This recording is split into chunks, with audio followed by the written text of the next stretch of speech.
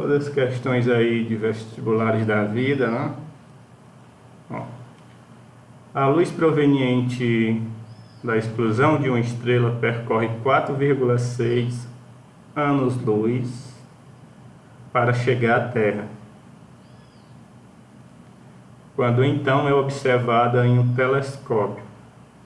Pode-se afirmar que... Então, como foi que a gente definiu este ano-luz, né, pessoal? É a distância que a luz leva, né? Que é a distância que a luz percorre no intervalo de tempo de um ano, né? Essa é a definição de ano-luz. Um ano-luz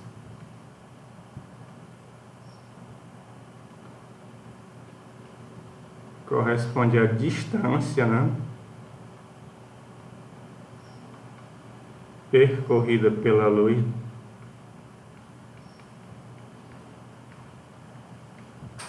durante um ano.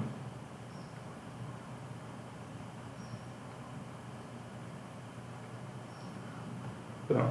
Então, o que isso quer dizer? O que eu posso afirmar, não? Quando eu observo alguma estrela aqui na Terra e digo que essa observação se deu, né, a um intervalo, a uma distância de 4,6 anos-luz, certo? Então quer dizer que aquilo que eu estou observando momentaneamente ocorreu há 4,6 anos atrás, né? Aquela explosão de uma estrela, aquela luz que eu estou observando, né, devido à emissão de uma estrela, se deu há 4,6 anos. Ela demorou 4,6 anos para chegar aqui na Terra. É por isso que alguns cientistas dizem que quando a gente olha para o céu, a gente está tendo uma visão do passado. Pode ser que aquela estrela que eu esteja observando sequer exista mais, né? No caso aqui dessa questão, ocorreu uma explosão e essa observação foi observada na Terra, né, depois que a luz percorreu 4,6 anos-luz, certo? Então, qual seria a alternativa aqui, pessoal? Vocês marcariam qual? Será que é preciso fazer conta aqui? Letra E? Isso. Não é preciso fazer conta, né? É só a definição de ano-luz. Se ela percorreu 4,6 anos-luz, eu posso ter essa distância aqui, eu posso calcular, né? Para eliminar todas as outras alternativas, mas não há necessidade de eu calcular essa distância, só vai me fazer perder tempo. Certo? Então essa distância ela foi percorrida em 4,6 anos. Que é exatamente a definição de ano-luz, né? Distância percorrida pela luz em um ano. Então 4,6 anos eu vou ter essa distância percorrida. Então item E. Daria para calcular essa distância em quilômetros, né? Como ele está dizendo aqui nas alternativas? Dá, mas não tem necessidade. Mas vamos calcular só para como exercício, né? É só você usar a definição de velocidade. Você viu lá no primeiro ano, né? Velocidade delta S por delta S por delta T. Velocidade média. A gente está tratando aqui da luz e a gente sabe que a luz tem uma constante, né? A velocidade dela é a velocidade de uma onda eletromagnética. Velocidade da luz. Como aqui está falando em quilômetros, né? Vou colocar a velocidade da luz em quilômetros. 3 vezes 10 elevado a 5 quilômetros por segundo. Ou se fosse metros por segundo, né? Aumentaria 3 aqui, tiraria este quilômetro, né? Ficaria metros por segundo. Mesma coisa que aquele número que a gente viu, 3 vezes 10 elevado a 8 metros por segundo. Porque eu estou colocando já aqui em quilômetros, certo? Então eu diminuo 3 aqui da potência, fica 10 elevado a 5.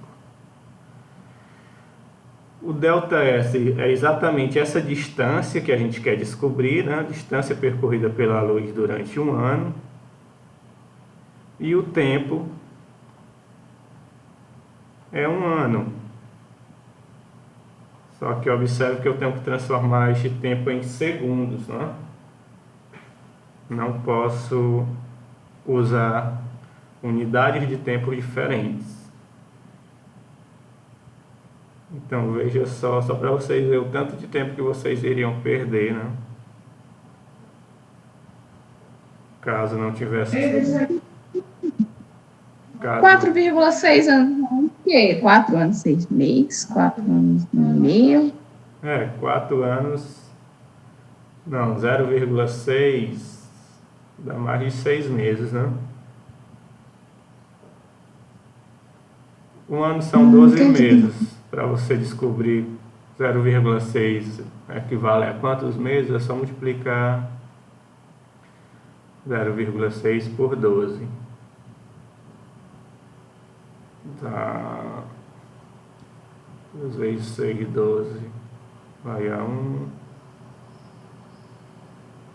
Dá 7,2 meses. Mais de 7 meses.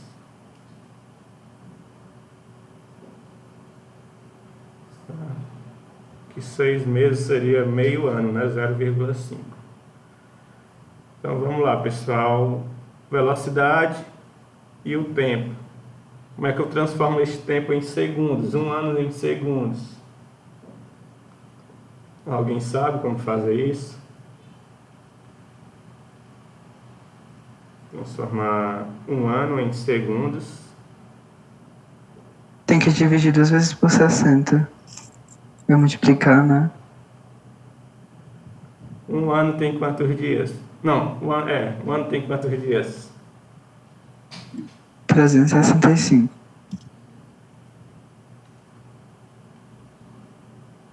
Cada dia tem quantas horas? 24.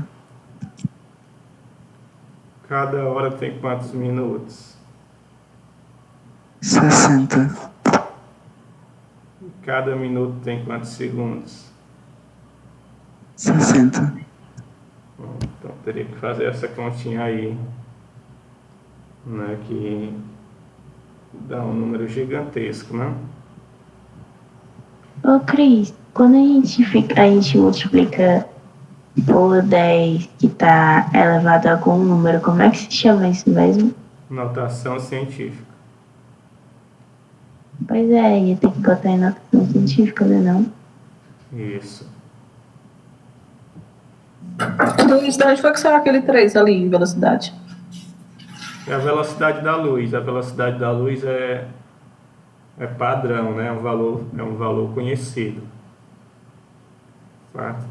Se você pesquisar aí a velocidade da luz, você vai encontrar esses valores. 3 vezes 10 elevado a 8 metros por segundo. Como aqui as respostas estão em quilômetros, transformar em quilômetro é só você dividir por 1000. Então isso daqui é 3 vezes 10 elevado a 5 quilômetros por segundo. Cris. Foi. Então a gente é obrigado a saber a velocidade da luz, né? Porque nem sempre a questão vai dar ou sempre vai ter na questão. Essa questão, ela não, como eu falei no início, né? Você não precisaria fazer cálculo. Eu estou fazendo esse cálculo só para ilustrar para vocês, né, o tempo que vocês iriam perder ou a dificuldade que você iria ter se você não se ligasse só na definição, né? Aqui só precisaria só dessa definição de ano-luz, você mataria a questão.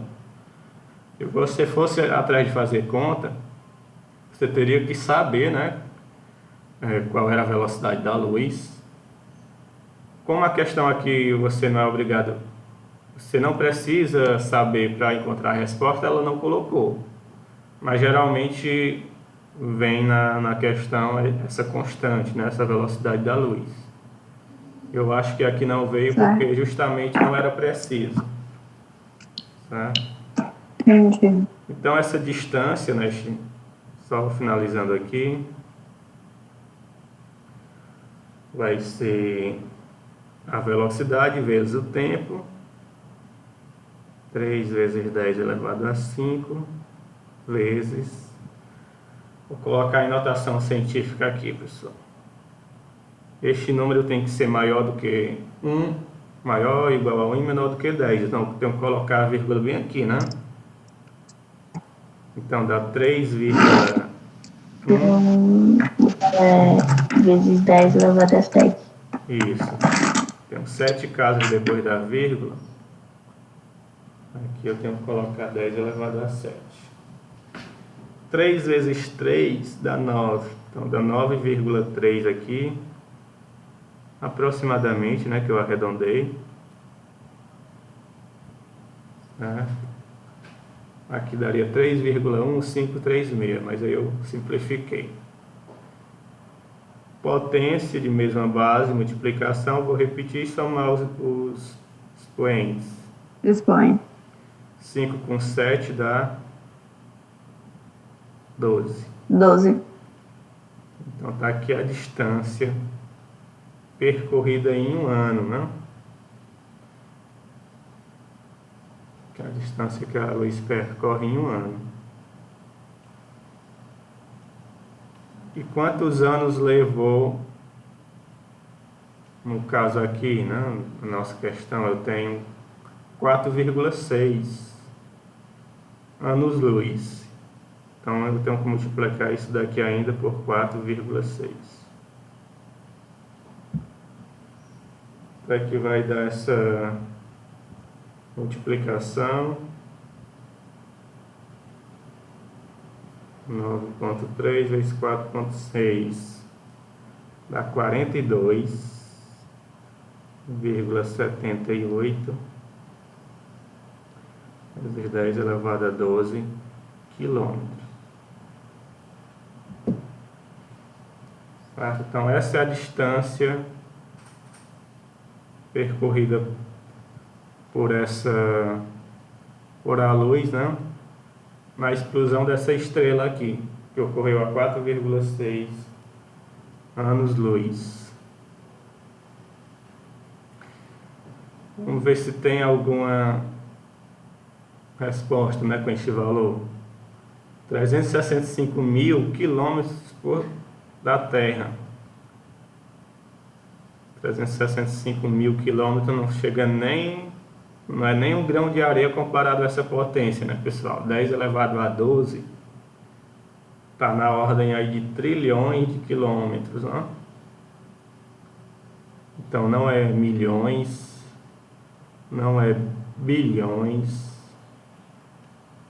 trilhões de quilômetros. Então, realmente só sobra o item E, né? Pelo cálculo que a gente fez. A gente poderia ter chegado Cris, a essa mas resposta. a pessoa fazer todos esses cálculos e ver que não era nem isso. Não, aqui do... Eu Só se você errar as contas, né? Mas aqui não tem nenhum valor que chegue próximo aos que estão dizendo aqui nessas alternativas, né? Milhão é 10 elevado a 6. Aqui eu tenho 10 elevado a 12. Bilhão é 10 elevado a 9. Então não chega nem perto essas alternativas. Só sobra o item E. Dúvidas aqui, pessoal?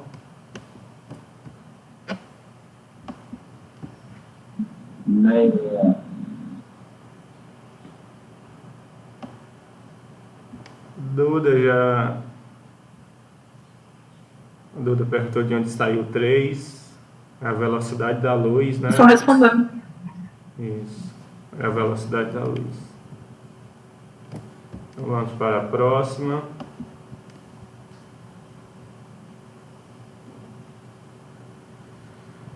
Numa projeção de filme, o projetor foi colocado a 12 metros da tela. Isso faz com que aparecesse a imagem de um homem com 3 metros de altura. Numa sala menor, a projeção resultou na imagem de um homem de apenas 2 metros de altura. Nessa nova sala, a distância da projeção em relação à tela era de... A gente vê isso muito na prática, né, pessoal? Quando o professor leva um projetor para a sala, quanto mais longe ele coloca do anteparo, né, no caso da parede, maior vai ser a imagem projetada. Quanto mais próximo da parede, menor vai ser a imagem projetada. E isso é consequência daqueles princípios que a gente viu para a óptica geométrica, né? Que a luz se propaga em linha reta, certo? Então, se eu tenho um feixe de luz divergente, né, no caso de um projetor, aqueles raios estão se distanciando. É o jeito de mudar o fundo aqui do quadro. Eu gosto do fundo preto, que ele não alcança a vista de vocês, né? Mas eu não consegui mudar a cor da linha aqui. Eu vou colocar o fundo branco. Vamos lá, então eu tenho um projetor. Ele está aqui a 12 metros de uma parede. Então temos raios convergentes, né? E aqui eu tenho um obstáculo que é a parede. Neste primeiro caso aqui, esse projetor vai gerar uma imagem de 3 metros, não? O tamanho da imagem é 3 metros. E ele está a uma distância da parede que é de 12 metros. Aí o que ele diz? Numa sala menor, eu tenho este mesmo projetor, só que ele vai estar mais próximo lá da parede. Eu vou ilustrar aqui o caso 2, né? Parede 2.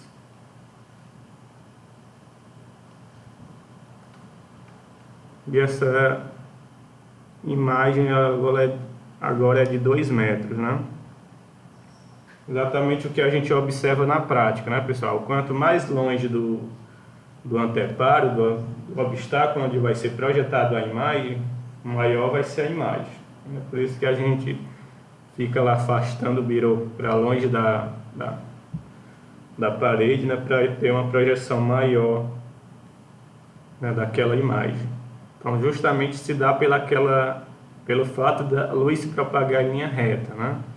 Como aqueles raios são divergentes, quanto mais afastado eu tiver do anteparo, onde a imagem vai ser projetada, maior vai ser a imagem. Então ele quer saber, nessa nova configuração, nessa nova sala menor, quanto vai ser essa distância do projetor até a parede. Então, se você observar aqui, eu tenho 2 triângulos, né?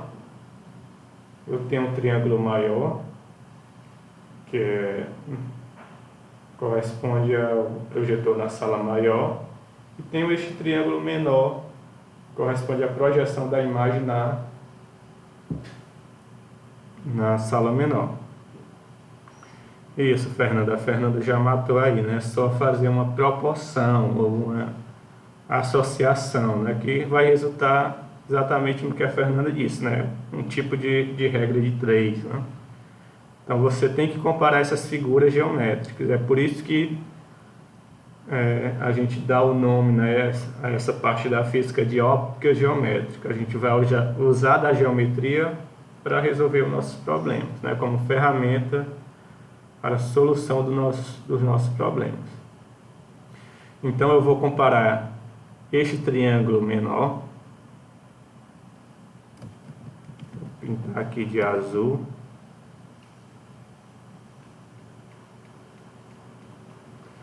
com um triângulo maior, que eu vou pintar aqui de vermelho.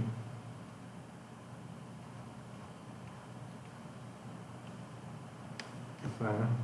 Então eu tenho que fazer a correspondência de cada lado, né? Então vamos lá. A base desse triângulo, né? Esse triângulo está aqui na horizontal, vamos imaginar que ele está em pé, né? A base dele do maior é 3. Isso vai corresponder à base do menor, que é 2. Assim como aqui eu estou colocando as medidas do maior, neste lado as medidas do menor. Então cuidado para não misturar, certo? A altura do triângulo maior seria, no caso aqui, 12. Está para a altura do triângulo menor, que é exatamente o x, o valor que ele quer que a gente determine. Pronto, agora é só fazer o produto do meio pelos extremos, né? 3 vezes Eu não tenho certeza. x. Oi? E quando chega. Tenho certeza que é assim, porque quando chega no final, acaba dando 4. Porque, se não me engano, dá 6 para 24, se não me engano. Aí meio que não tem. Aí eu fui fazer. No meu deu 8. Eu fui fazer com 12 em cima do 3 por 12. Não, dá 8, pessoal. Vamos ver aqui, ó. 3 vezes x, 3x, não? 2 vezes 12, 24. O 3 está multiplicando, passa dividindo. 24 por 3 dá 8. Tá? Então, tem resposta. Item B. Então, você deve ter ou misturado aqui, né? Observe que aqui, ó, eu tenho que manter essa... Tem essa regra de 3, se fizesse, tipo assim, só pela lógica. Porque, exemplo, se eu dividir o 12 pelo 3, né?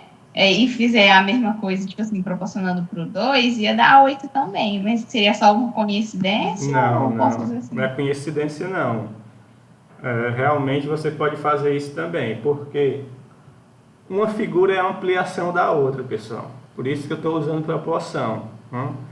Então, observe aqui, ó, que se eu pegar 2 e 3, né, eu vou ter 1,5, né? 3 dividido por 2, isso, dá 1,5. Se eu multiplicar o 8 por 1,5, dá o 12. Certo? Então, essas figuras, geralmente uma é a ampliação ou a outra em miniatura. Então, você pode usar mesmo essa lógica aí, não é coincidência. Certo? Você vê qual é o fator com que aquela figura está sendo ampliada ou reduzida e basta aplicar o mesmo fator nos outros lados da figura. Aqui, isso vai ser válido, certo? Não é coincidência, não. Essas figuras sempre vão ser proporcionais. Então, você pode usar também essa lógica. Não precisaria nem fazer conta, né? Muito boa a observação aí. Sim, dúvidas aqui?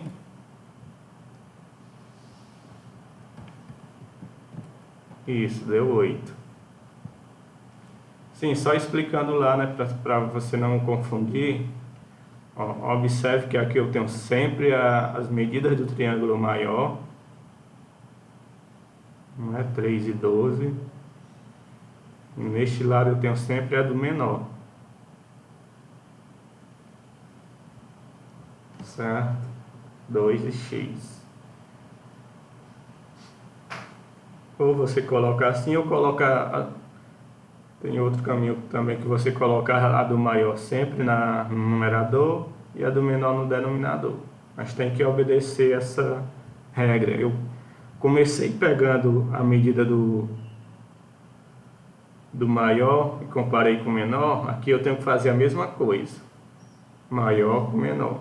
Não posso trocar a ordem, senão vou ter resultados diferentes. Vamos lá, questão de número 3.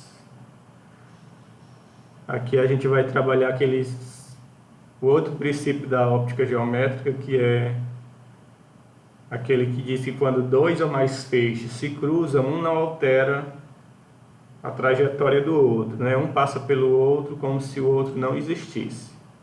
Pode haver ali uma mudança de cor, né, num ponto de encontro, que a gente viu que misturando cores eu posso gerar outras, né? Misturando aquelas 3 cores primárias, verde, vermelho e azul, posso gerar todas as outras, né? E a união de todas as cores gera o branco. Então aqui vai trabalhar justamente aquele conceito. O que a questão diz? É uma festa de São João, e um estudante de física observou 3 canhões de luz, né? Um que era na cor verde, vou colocar na ordem aqui. O primeiro canhão A, que ele diz que é azul, então esse daqui vai emitir luz azul. O canhão B vai emitir luz verde, então daqui vai sair luz verde. E no canhão C, ele diz que vai sair luz na cor vermelha. Então daqui vai sair luz na cor vermelha. Certo? Aí, considerando que os 3 feixes de luz têm a mesma intensidade e se cruzam na posição 4, então aqui este 4 aqui simboliza o ponto de encontro. As cores que o estudante vai observar nas regiões 1, 2, 3 e na posição 4 são respectivamente, então ele quer na ordem, né?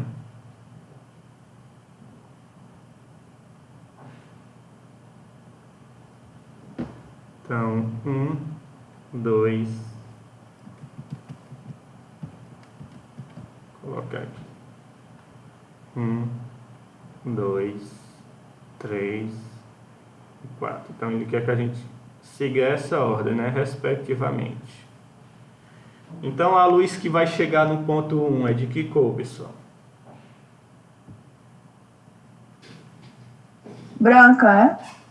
Porque elas se misturam? Não, lá no ponto 1. Vermelha.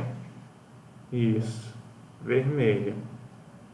Ah, Cris, então ela só se mistura no ponto 4, né? Isso. É isso. Eu entendi isso. No ponto 4 é o cruzamento destes feixes. Então é exatamente o que você falou. No ponto 4 é branco. Mas no ponto 1, Entendi. depois que eles se cruzam, um passa pelo outro como se o outro não tivesse existido. Então aqui fica branco, mas aqui volta a ser vermelho, né? Porque não vai mudar a propriedade do feixe. Aí, 2 verde. Oi, tem alguém que quer perguntar aí? Pode perguntar. 4, eles A Clarissa. No ponto 4, estes 3 feixes que representam exatamente as cores primárias, né? Os 3 feixes são as cores primárias, são elas que geram todas as outras.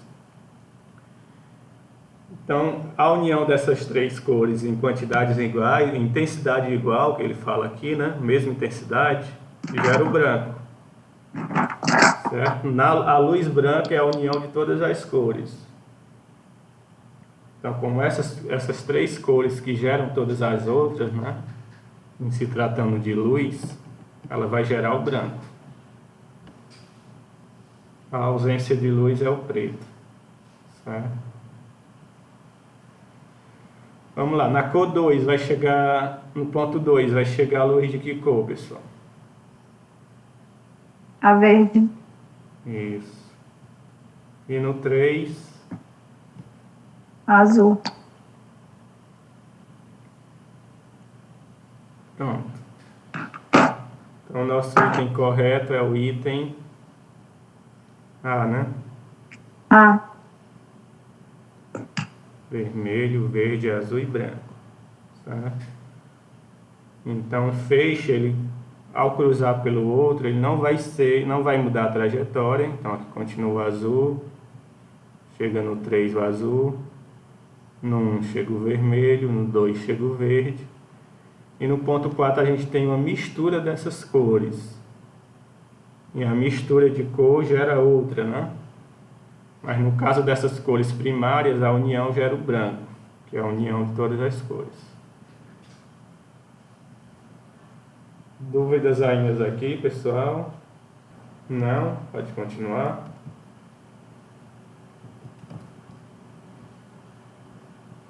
Questão de número 4.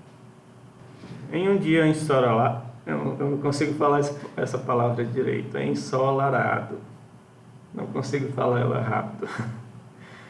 Vamos lá. Em um dia ensolarado, você observa a sombra de uma torre projetada no chão e resolve fazer uma estimativa da altura da mesma, né? Então ele quer saber aqui a altura dessa torre. Qual das alternativas apresentadas abaixo lista as grandezas necessárias para efetuar este cálculo? Então não vamos nem olhar para as alternativas ainda, pessoal. Eu quero descobrir a altura da torre, né? Então estes dois objetos estão sobre a mesma incidência de raios de luz, né, provenientes do Sol. Essa luz que está sendo barrada pelos corpos opacos é que geram essa sombra, né, que é a ausência de luz. Então aqui eu posso dizer que eu tenho a incidência de luz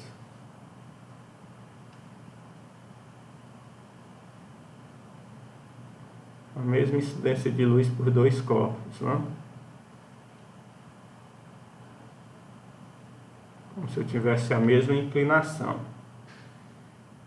Então aqui eu tenho a altura do homem, a altura da pessoa, a sombra da pessoa. Isso eu posso medir, né, pessoal? Pego uma régua e determino a altura da pessoa e o tamanho da sua sombra. E o tamanho da sombra também da torre eu posso medir, que ela está no chão, né? Eu posso pegar uma trena e medir. Agora eu não tenho como medir com a trena a altura, né? Será que eu posso determinar? Então aqui eu tenho aquele mesmo caso, eu tenho duas figuras, dois triângulos. Né? Isso eu não entendi nada. Eu vou reiniciar aqui. Pronto. Aqui são os raios do Sol, né? Que tá, o feixe de luz que está chegando do Sol. Então, esses objetos estão na mesma região. A incidência dos raios de luz estão se dando da mesma forma. Certo? Então, aqueles raios de luz têm a mesma direção, a mesma inclinação. Ok? Se eu observar, eu tenho aqui uma sombra que está sendo gerada por essas projeções do raio de luz, né? Um corpo, ele sempre vai... Um corpo opaco não deixa passar luz. Como ele não deixa passar luz, essa ausência de luz gera a cor preta, né? Em termos de luz, a cor preta é a ausência de luz, certo? Está sendo justamente gerado porque esses raios que estão sendo barrados pelo material não chegam no outro lado. Então a gente tem aqui a formação da sombra, onde essa luz não está chegando devido ao corpo estar absorvendo, barrando essa luz. Certo? Isso que gera a sombra. Então eu tenho aqui a sombra da torre e a sombra da pessoa. E isso eu posso medir. Eu posso pegar uma trena e medir quanto é a altura da pessoa e o tamanho da sua sombra que está sendo gerada naquele momento. Também posso medir a sombra do prédio, né? Então ele quer saber como a gente faz para encontrar a altura dessa torre. Se você observar aqui essa figura, eu tenho dois triângulos. Aqui eu tenho o lado que é a sombra da torre, o outro lado é a altura, e a diagonal que é justamente formada pela incidência deste raio de luz, feixe de luz, né? E aqui eu tenho a mesma inclinação, né? O feixe de luz está chegando na mesma direção. Então esses triângulos são idênticos, só que um é a ampliação do outro. Então eu posso fazer aquela mesma comparação, né? Regra de V3 de novo? Isso. Posso fazer essas comparações. Então eu posso comparar a altura da torre, né, com a altura da pessoa, no mesmo lado do triângulo, né? A sombra da torre com a sombra da pessoa. Observe justamente que eu estou mantendo aquela minha regra, né? Primeiro aqui, só referente ao triângulo maior. No segundo lado, só medidas do triângulo menor. O que ele quer que a gente encontre? A altura dessa torre. Então, o que eu vou precisar para encontrar a altura dessa torre? Todas as outras variáveis, né? Já que ele quer que a gente encontre a altura, eu tenho que saber todas as outras variáveis. Eu tenho que saber a altura da pessoa,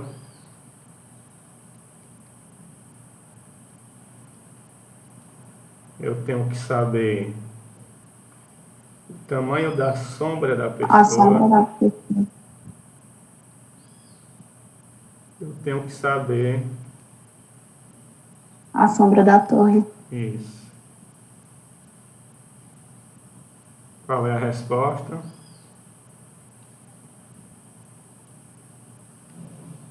Letra D? Todo mundo concorda? É só uma questão de análise, né, pessoal? Não A letra D. fazer conta. Isso. Então, eu tenho que saber a altura da pessoa, o comprimento de sua projeção, né, da sombra dela, e a sombra da torre. Exatamente as três coisas que possibilitam eu achar a altura. Sem elas, não consigo determinar. Então, não tem nada a ver eu saber a distância Terra-Sol, né, a distância entre você e a torre, Terra-Sol de novo. Não precisa, né, de saber dessas informações. Então, o que é necessário é exatamente essas três grandezas que corresponde ao item D, certo? Dúvidas?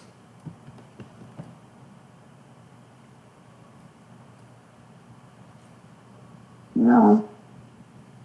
Vamos para mais um exemplo.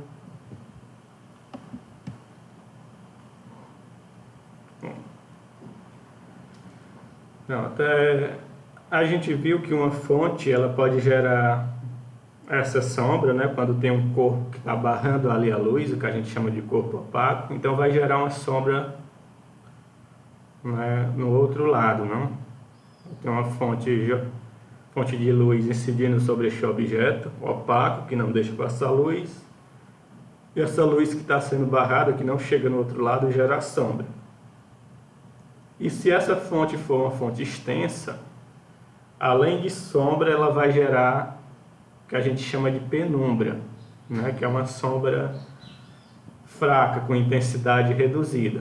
Então, quando tem um eclipse, a gente tem uma região de escuridão total, né? A gente chama de eclipse total, mas a maior parte da região do planeta vai observar um eclipse parcial, né? que não é uma escuridão total. A gente vai ver só uma sombra fraquinha, né? Certo? Então, essa sombra de intensidade reduzida a gente chama de penumbra. E ela é gerada quando a luz é barrada, mas é barrada parcialmente, né? Eu não consigo... a luz não é barrada totalmente, por isso que a sombra ela fica fraca. Então, na questão aqui diz que eu tenho uma fonte de luz extensa, né? Então, cada pontinho dessa fonte, cada pontinho aqui, vai sair luz em todas as direções, certo? Então, cada pontinho deste vai sair luz em todas as direções. Mas aqui ele pegou só 2 feixes, né? Os feixes que estão passando por este objeto A, que ele diz que é um corpo opaco, que não deixa passar luz, né? Pode-se afirmar que 1, 2 e 3 são, respectivamente, regiões de... Onde é que eu vou ter sombra aqui, pessoal? Na região 1, 2 ou 3? Na 2. Sombra. Isso. Na região 2, todo mundo concorda? Eu acho que é não, e na 3, né? Não, 3. Não, 3. Pode repetir, professor? Em qual Eu dessas entendi como regiões- se a... Oi? Eu tinha entendido como se a 2 fosse a penumbra e a 1 e a 3 fosse a sombra, ao contrário.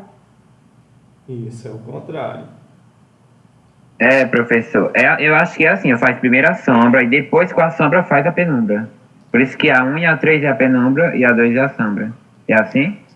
Penumbra, sombra, penumbra, né? Pronto, é assim que eu fiz. Isso, pessoal. Se você observar aqui, ó, eu vou traçar aqui feixe de luz, né? Nessa região 2, não chega nada de luz nela. Qualquer ponto que eu pegue aqui da fonte, ó, a luz aqui está sendo barrada por este corpo. Então não chega, não passa aqui para a região 2 luz. Então eu tenho uma ausência total de luz aqui na região 2. Não passa luz para a região 2. Certo? Tudo é barrado. Então nessa região de azul aqui, a luz não passa para essa região. Então sombra, né? Sombra é a ausência total de luz. Já nessa região 1 e 2, as luzes que batem aqui são barradas, né? Mas se você pegar outro ponto aqui da fonte, ó, vai ter parcela de luz chegando lá, certo? Tanto aqui na região 1 quanto na região 2, na região 3, né? Pensa que esse programazinho tá sendo chato aqui comigo. 3.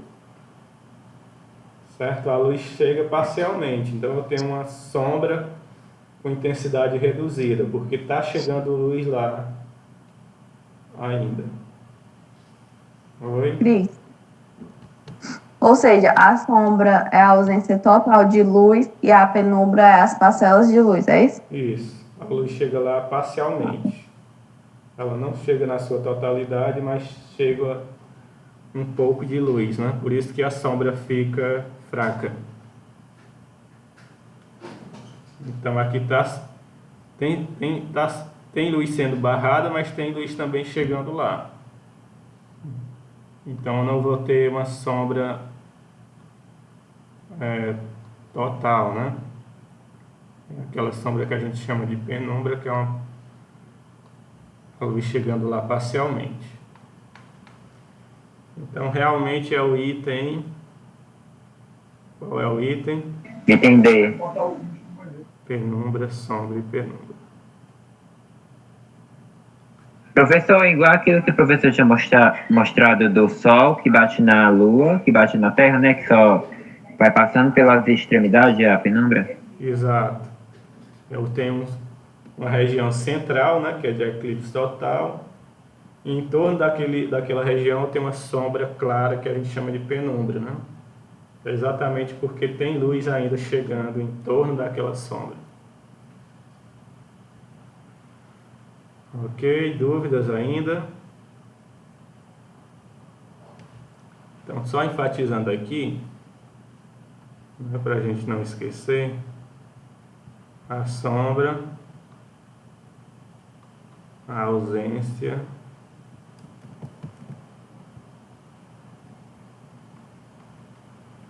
total de luz. E a penumbra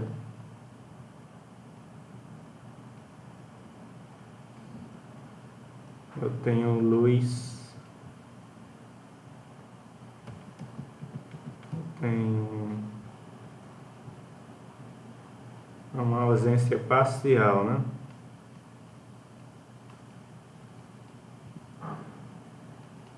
Parte daquela luz está sendo barrada, mas eu ainda tenho luz chegando ali naquela região de penumbra.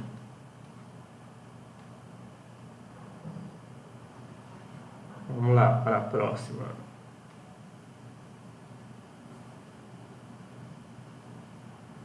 A aula vai ter 10h50, né? Vamos lá, questão de número 6.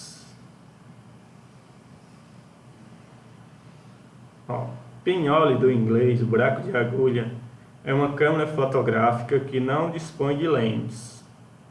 Consegue-se uma imagem em um anteparo quando a luz proveniente de um objeto atravessa um pequeno orifício, que é aquilo que a gente falou na aula passada, né? A câmera escura. De acordo com os conhecimentos de óptica geométrica e com os dados contidos no esquema a seguir, determine a distância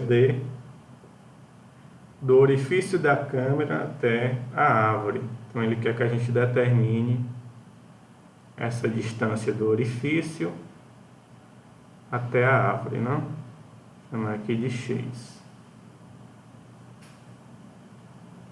Quem foi que disse para usar a lógica aqui, hein? Ó, aqui, isso, aqui você dá para usar aquele esquema, né? Ó, se você observar aqui, no menor eu tenho 5 centímetros e no maior eu tenho 20, né? Então, se eu tivesse aqui a mesma unidade, daria 4 vezes 5, né? 4 vezes 5 dá o 20. Então, essa regra tem que se manter para todos os lados das figuras. Então, quanto seria o D? O D seria o mesmo 4, né? Que eu usei para multiplicar o 5 e dar o 20. Eu tenho que usar 4 vezes 10 para dar o D. Então, sem conta, né? Só pela lógica, 4 vezes 10 dá 40.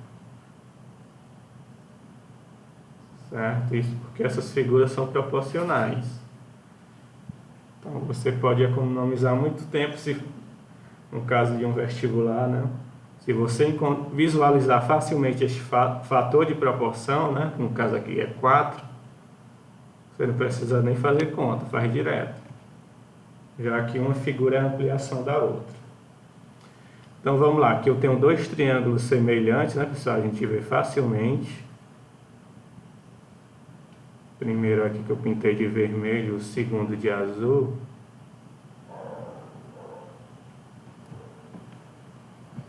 Eu vou comparar esses 2 triângulos, né? Então, base do maior, que é 20 metros. Base do menor, que é 5 centímetros. A altura do maior, que é exatamente este D, né? A distância entre o orifício e até o buraco da caixa, que ele chamou de D, eu botei X ali, mas mesma coisa, né? A altura do menor, exatamente a distância do orifício até o fundo da caixa, que é os 10 centímetros. Por que eu estou botando a unidade aqui, né, pessoal? Para vocês observar que não precisa, mesmo eu tenho aqui metro e centímetro, como eu tenho duas unidades em centímetro, uma vai cancelar a outra, então não é necessário converter para fazer a conta, né? Certo? Então eu vou obter a resposta aqui final em metro. Agora é só usar meio pelos extremos, 5 vezes D igual 10 vezes 20, 200. O D vai ser 200 dividido por 5, que é exatamente o que a gente deduziu sem fazer conta, né? 20 dividido por 5, 40.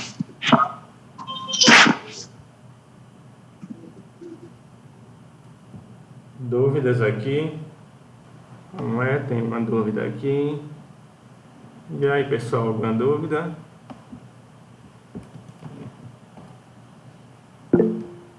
Pronto, ainda faltou 5 questões, então eu não vou passar a lista essa semana. Primeiro eu vou resolver essas 5 questões que faltam com vocês na próxima aula e eu já deixo a lista na próxima aula, certo? Essa semana ainda não vou passar a lista para vocês. A gente vai concluir. Quem quiser ir lista é antecipando, essa? né? Oi? Que lista é essa? Ela está lá no Google Sala de Aula de vocês. Quem quiser ir antecipando as outras 5, para na próxima aula só Eu conferir. vi. Das atividades, né? Isso. Mas não é lista ainda, certo? É só para questões que eu vou resolver com vocês. A lista mesmo que vocês vão fazer só, eu vou passar só na outra semana.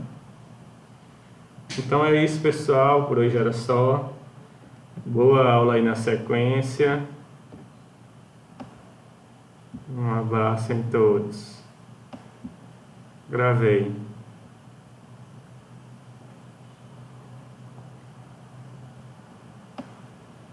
Tchau, tchau.